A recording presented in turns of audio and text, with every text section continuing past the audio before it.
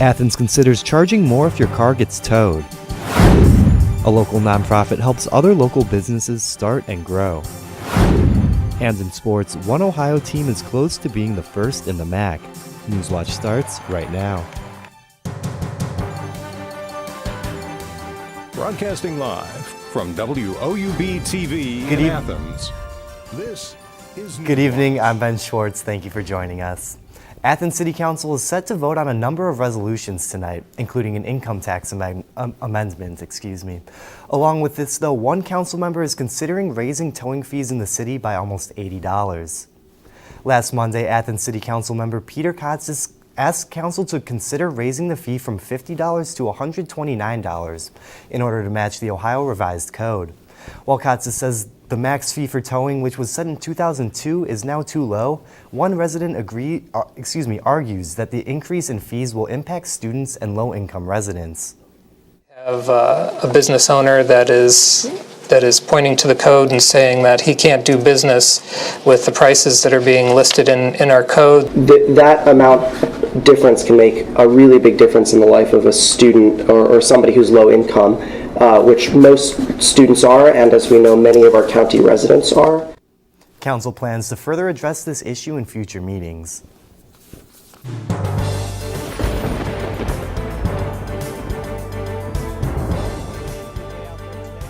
I'm forecaster Nicholas Snyder. Still pretty chilly out there right now. 32 in Athens. Humidity is 77% and the barometric pressure is 30.40 inches. Winds are out of the west-northwest to 8 miles an hour all across the area. Temperatures are in the middle and lower 30s with some upper 20s, sprinkled in there. 28 in Columbus, 28 in Newark, 29 in Cambridge, 34 in New Martinsville. We have some snow off to the west. We've had on and off flurries throughout the day because of a stationary front. That has since moved out and cleared those flurries out of the area. But that is just the beginning. Here are your highlights for the next couple of days. A cool start. There is a storm system coming later on this week. That's why I said it is just the beginning. We could see any type of precipitation Wednesday night into Thursday. Snow, freezing rain, or rain. Snow totals are all over the place, but we're compiling a forecast, and we'll get that right to you coming up on my full forecast in just a couple of minutes, Ben. Watch out. You might need the shovels later on this week. Thank you, Nick. Goat milk chocolate, a product that might not have had a chance had it not been for AceNet. The local nonprofit organization has been supporting and growing businesses since the 80s. One local business owner says her business owes a lot to the organization. Newswatch reporter Allie Eldridge has the story. Lindsay Klonig is the owner of Truvile Goat Milk Chocolate, a business just getting started in the local market. Klonig makes and packages the chocolate at the AceNet production facility on Columbus Road here in Athens. She says AceNet allows her to take the risk of starting a new business without having to invest a lot of money up front, and allows her to make connections with other local businesses that operate out of the same production facility. That makes a big difference. And also just having, since I'm way down in shade, having a place where I can distribute out of, so people can come here instead of me having to get to them. And you just run into people in a way that I wouldn't or never do on my farm by myself. You know what I mean? Like you just you're in the right setting to make connections. Yeah. Klonig has a background managing food production for other businesses and says AceNet takes care of a lot of the smaller details she used to worry about with production. I don't have to order cleaning chemicals. I don't even have to order gloves and, all that stuff. It's here. You can kind of just show up and get going. AceNet isn't just involved with food, though. There's a variety of other businesses as well. Web design shop Red Tail Design is another of AceNet's businesses, and they've been so successful they were even called to help design the Bumblebee Transformer logo. Other AceNet business ventures include music, martial arts, and natural cleaning supplies. While Klonig's business is only a few weeks old, she says the reception in the Athens community has been really nice. Athens puts its money where its mouth is. It actually buys local. Yeah. And it's not just Athens. AceNet has food and even wood manufacturing facilities in Nelsonville and helps businesses all over Appalachia. To find out more about AceNet, you can go to their website at acenetworks.org.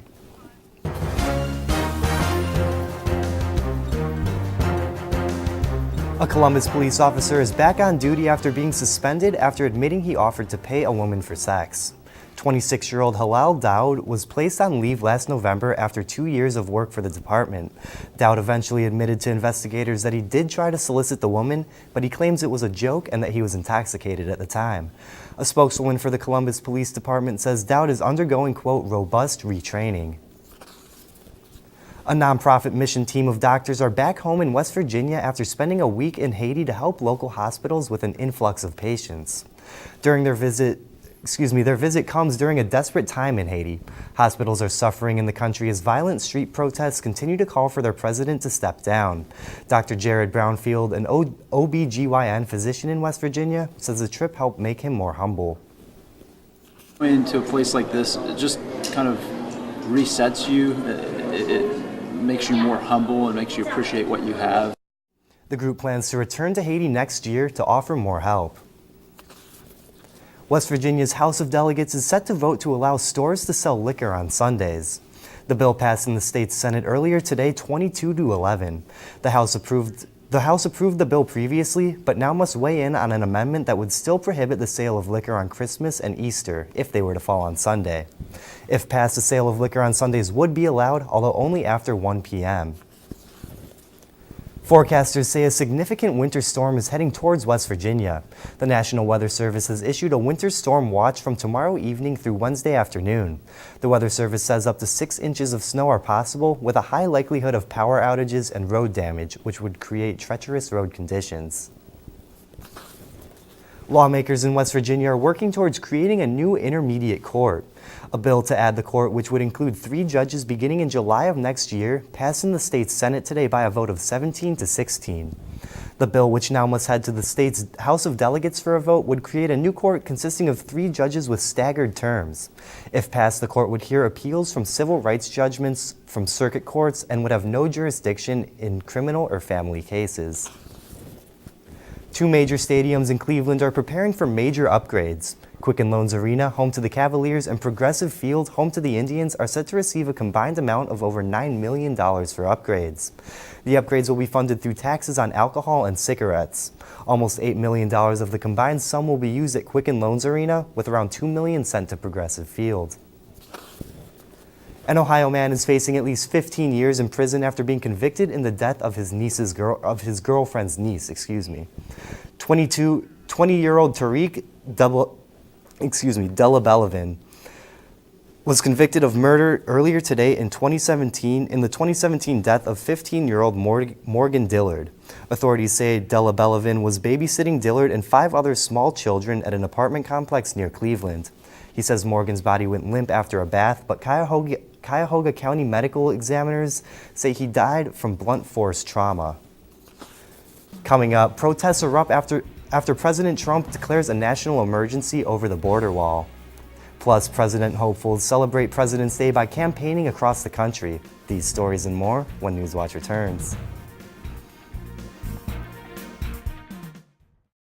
WOUB is member-supported public television. Your contribution keeps WOUB available in your community. Become a member with a gift of $60 or more for access to stream more than 1,000 of your favorite PBS programs through WOUB Passport. Programs like Nature, Sherlock, and all episodes of Downton Abbey and Victoria. Pledge now at WOUB.org. And thank you. This is a box that showed you a world beyond your own. It was just a box, but the world has changed, and so have we. And now the box can be almost any size or shape. And you decide what you want to explore. Anytime, any place. Break out of the box with PBS.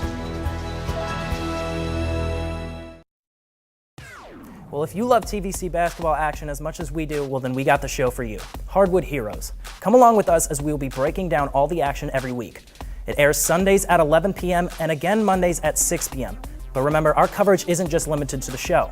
We have content being posted all week long on our Twitter, Facebook, and even Snapchat. We'll also have written recaps posted on our webpage and video recaps on our YouTube channel. So check those out as well.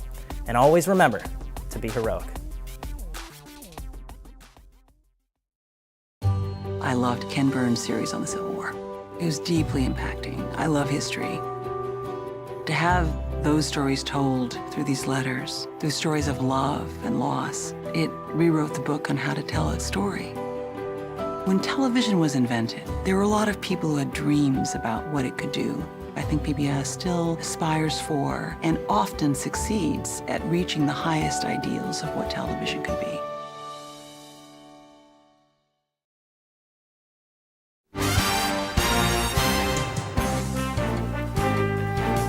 Over 15 people are recovering in the Denver area after a 49-car pileup over the weekend. At least 17 people were injured in the crash that left Denver's Pena Boulevard unusable from around 4 p.m. until after 9 that night. Drivers say they could barely see what was in front of them. Crazy, you couldn't see in front of you, and there was cars all over the place, and you hit your brakes and you couldn't stop, and I slid for about a good 100 feet. 3 people were treated at the crash scene, while the others were sent to nearby hospitals. Police say all injuries from the crash are non-life-threatening. Protests are taking place across the country in response to President Trump's decision to declare a national emergency to fund a border wall. Gatherings can be seen in Washington, D.C., Philadelphia, and Atlanta, with protesters gathering to make their voices heard. In D.C., they can be found chanting, "Defund hate." Defund hate! Defund hate! Defund hate! Defund hate! As of now, at least 2 watchdog groups have begun challenging the president's national emergency in court, with others, such as the state of California, set to join in as well. Today is President's Day, but right now it might as well be called I Want to Be President Day. A who's who of presidential hopefuls spent the holiday out on the campaign trail, courting voters in key 2020 states. Mary Maloney explains the presidential push. Iowa and New Hampshire, 2 important states for the 2020 presidential election, already targeted by Democrats. Making the President's Day push in New Hampshire, Amy Klobuchar, Cory Booker, and Kamala Harris. I love the snow. It's good. It's good. It's good. I'm happy to be here. Crisscrossing Iowa, Kirsten Gillibrand and Eric Swalwell. Yes, as I'm considering running for president in 2020, coming back to Iowa. The Democratic field of contenders already crowded more than 600 days from Election Day. But the left is playing catch-up. President Trump filed for re-election the day he took office, meaning he could raise and spend campaign cash his entire term on fundraising and rallies. Is there any place that's more fun to be than a Trump rally? Is there any? According to the Federal Election Commission, the Trump campaign raised more than $129 million, a record for any sitting president this early in the election cycle. We will make America great again. In a race where no Democratic frontrunner has emerged, it's critical for potential candidates to get their faces and message to voters. The test of this next election is our ability to unite Americans. I'm Mary Maloney reporting. As of now, there are already over 10 Democrats seeking the 2020 nomination, along with a number of independents as well. The race is looking to be very crowded. Coming up, a doctor breaks down the latest craze in fad dieting. And weather-wise, a pretty calm map looking right now, but that is all about to change as another storm system makes its way into the viewing area. I've got my full forecast coming up in the next couple of minutes, but first a look at stocks of local interest.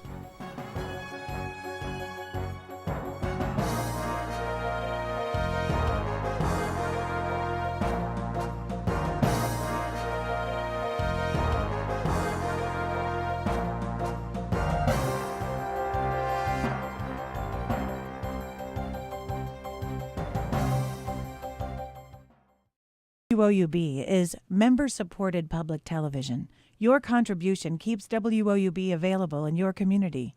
Become a member with a gift of $60 or more for access to stream more than 1,000 of your favorite PBS programs through WOUB Passport. Programs like Nature, Sherlock, and all episodes of Downton Abbey and Victoria. Pledge now at WOUB.org. And thank you.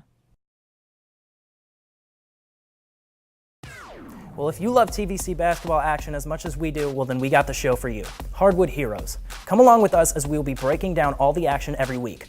It airs Sundays at 11 p.m. and again Mondays at 6 p.m. But remember, our coverage isn't just limited to the show. We have content being posted all week long on our Twitter, Facebook, and even Snapchat. We will also have written recaps posted on our webpage and video recaps on our YouTube channel, so check those out as well. And always remember to be heroic.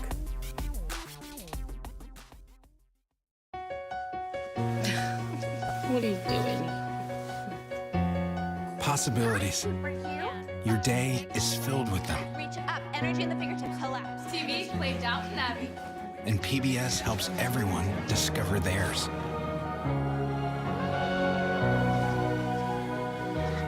Anytime, anywhere. Up in the sky, you can see it. PBS, we're with you for life.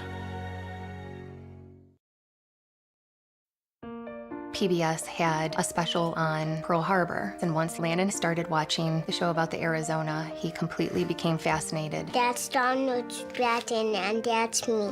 And then his Christmas wish this year was to meet Donald Stratton, one of the survivors from the Arizona. So good to see you, buddy. Everything that Landon has learned from PBS, it's immeasurable. This is for you. Thank you, big guy. He is living proof of the effect that PBS has had on his life.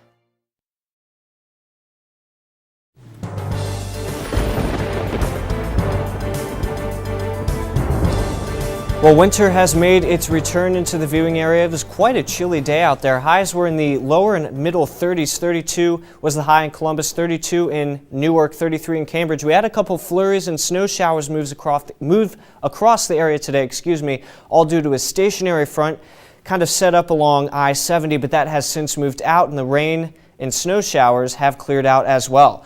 Here's a look at the jet stream. Here is a jet streak. Again, that right entrance region of that jet streak, you get these areas of low pressure developing, and that's our next weather maker going across the next couple of days. As we take a look at the precip cast, nothing now, all due to this high pressure up here in North Dakota, We'll talk all about that in a second, but first we'll get you through tonight. 30 at 8, 28 at 10, 25 at midnight. Mainly cloudy skies, not a lot going on tonight. 20 degrees, mainly cloudy and cool, winds out of the north, pretty much calm anywhere you go.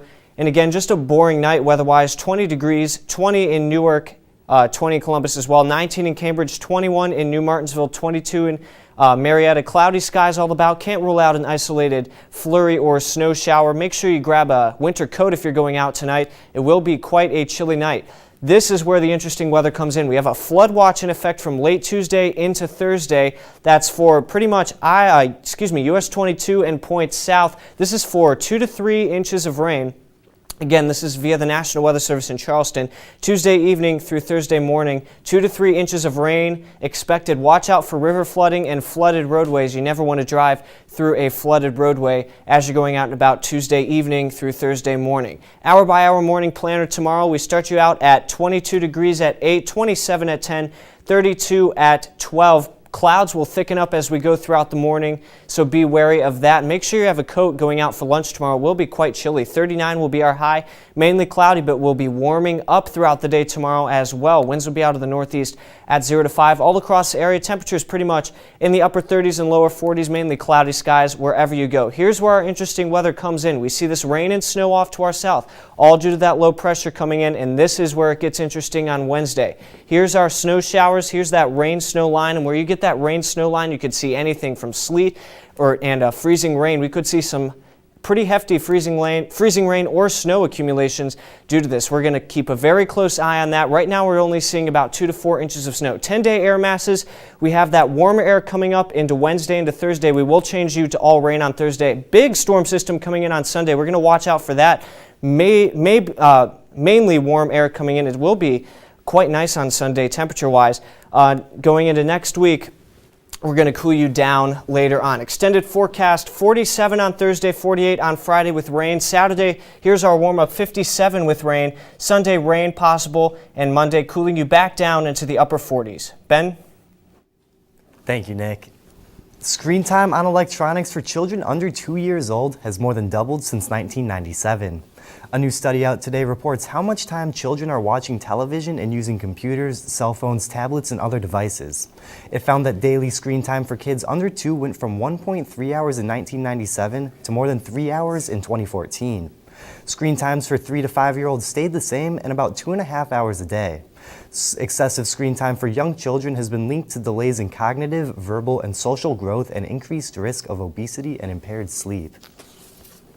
From lowering risk of heart disease to increased weight loss and even curing acne, these are just some of the claims made by advocates for the latest craze in fad dieting. Meredith Wood asks an expert to break down these claims in today's Health Minute. Celery juice. It's been praised all over social media for clearing up acne, preventing heart disease, decreasing bloat, encouraging weight loss, even preventing cancer. But is it really the cure-all some claim it to be? Dietitians like Paige Love aren't so convinced.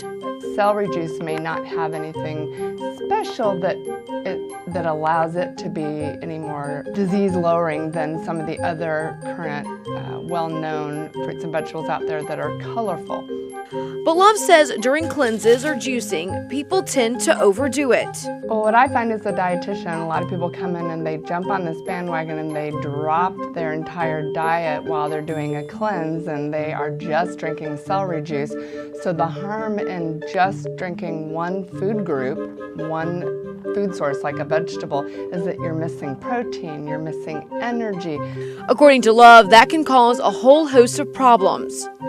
Immediate cleansing of the gut, thus the cleanse that it's been named for, and immediate diarrhea. And diarrhea can lead to dehydration. But if you're still gung-ho on trying it, Love says just make sure it's in moderation. Juice by itself is not the magical cure, but it's a great addition to a well-balanced diet. For today's Health Minute, I'm Meredith Wood. Good evening, I'm Brandon Monty. The Ohio women's basketball team used a tough brand of defense Saturday to smother Western Michigan and get back in the win column as they eye a MAC title. Speaking of winning, the Ohio hockey team knows plenty about that and tough defense as they swept fourth-ranked Iowa State over the weekend and haven't lost a decision in over 2 months. This is a box that showed you a world beyond your own. It was just a box, but the world has changed, and so have we. And now the box can be almost any size or shape. And you decide what you want to explore. Anytime, any place. Break out of the box with PBS.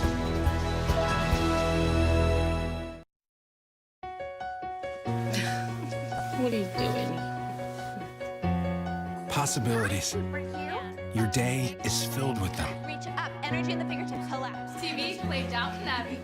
And PBS helps everyone discover theirs.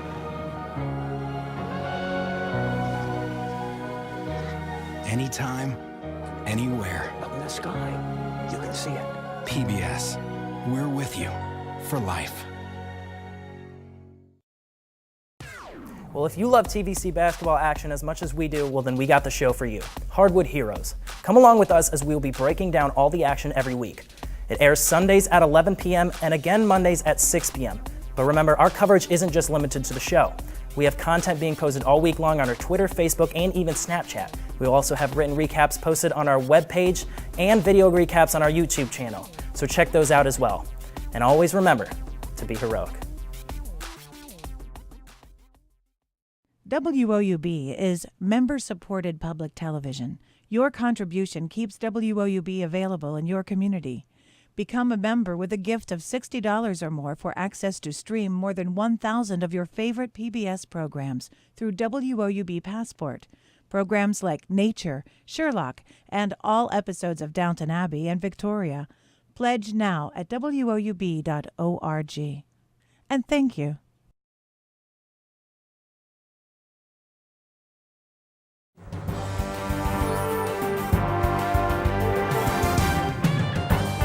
Welcome back, I'm Brandon Monty. The Ohio men's basketball team dropped their 5th consecutive decision Saturday afternoon against Central Michigan despite registering their highest scoring output since January 22nd. The Bobcats are now 3-9 in MAC play, leaving them last in the MAC East. Despite the loss, Ben Vanderplas had a solid performance, finishing with a career-high 24 points. BVP also finished with 13 rebounds, giving him his second career double-double. The high-powered Chippewa offense prevailed, though, as they scored more than 80 points for the 15th time this year. Ohio will travel to New York tomorrow night to face the nationally ranked Buffalo Bulls. Head coach Saul Phillips knows he's got a tough test ahead of him. Great opportunity. We haven't played a ranked opponent in quite some time, and a chance for us to go out there and measure ourselves against a top 25 team. It speaks volumes to our league that they're able to maintain that ranking through conference play, and even with a couple. While one team couldn't quite get it done on the road, another was able to bounce back and defend the Convo as the Ohio women's team topped Western Michigan for their 21st victory of the year. Cece Hooks, Gabby Burris, and Dominique Dosick all had 15 points apiece, but it was the defense that stood tall. The Bobcats held the Broncos to just 38% shooting from the field and 27% from deep. Ohio allowed just 56 points, which was their lowest output surrendered since January 23rd. Head coach Bob Bolden, who emphasizes defense, praised his team's efforts on that end. We did a good job of jumping to the ball and taking some things away, and then and I thought our energy level was pretty good. When you combine those things, good things tend to happen. And when you take those things away, if any team in our The Bobcats are currently a half game out from conference leading Miami. They will have a full week between games as they travel to Kent State Saturday to face the Golden Flashes. The Brooms were brought out at Byrd Arena over the weekend as the Ohio hockey team delivered a clean sweep of 4th-ranked Iowa State. The Bobcats won 2-1 on Friday and then blanked the Cyclones on Saturday 2-0 despite having 4 skaters out with injuries. The Bobcats are currently ranked 5th in the country but are likely to get a bolster after their victories. Kyle Craddock scored the goal that ultimately decided the match Saturday as the Bobcats are now 18-3-6. Their next match is on March 1st at Byrd Arena against Kent State. Over the weekend, the Bobcat baseball team dropped 2 out of their 3 games in their opening series against Wofford. The Bobcats lost their season opener Friday 2-0 before splitting a doubleheader on Saturday. Ohio won the first game 6-4 as outfielder Ryan Sargent went 2 for 5 with 2 runs batted in. The Bobcats dropped the second game 5-2 despite striking first on a 2-run double by infielder Ryan Rott in the top of the first. The Bobcats will travel to the West Coast this weekend as they'll take on California Baptist in a 4-game series starting Friday. The Ohio wrestling team also went out of state this weekend. The Bobcats started off with a dominant win on Friday, defeating Bloomsburg 34-9. Ohio won 8 out of the 10 matches, and 6 of those wins were with bonus points. However, they weren't able to continue their success Sunday. The Bobcats lost 26-15 to MAC foe Buffalo, falling to 7-6 overall and 4-3 in the MAC. While the team lost, Ohio's 141-pounder Cameron Kelly upset Bryant Lantry, who's ranked 8th in the nation. Ohio will finish its dual season on Saturday as they will face Gardner Webb at 1 p.m. I'm Brandon Monty, and that's it for sports. Back to you, Ben. Thanks, Brendan. Take a look at one of the happiest jets in the skies. If you think this Airbus jet looks like a friendly beluga whale, you're right. It's even named the Airbus Beluga XL. It's been one of the aviation world's most anticipated new planes. The jet completed a key round of testing and is on track to enter into service later this year. Passengers won't be able to fly on this smiling plane, however. This is a super transporter cargo plane designed by Airbus to fly its aircraft components between European production sites and its final assembly lines around the world. Now let's head over to Nicholas for some final weather. Thanks, Ben. Tomorrow it will be warming up. It's not going to be as chilly as it was today. 39, mainly cloudy, again warming up. Make sure you have a jacket still if you're going out and about tomorrow, as it will be a little bit chilly and mainly cloudy skies will affect the area. Nothing to really deal with in the wind department. Pretty much all across the area as well. 36 in Columbus, 37 in Newark, 36 in Cambridge. Mainly cloudy skies. Temperatures will be in the upper 30s and lower 40s. Here's the extended forecast. Interesting weather coming into the picture on Wednesday, 46 with rain likely, and we warm you up for the weekend at 57 and 57 on Saturday and Sunday. Ben? Thank you, Nick. And that does it for our broadcast this evening. Thanks for watching.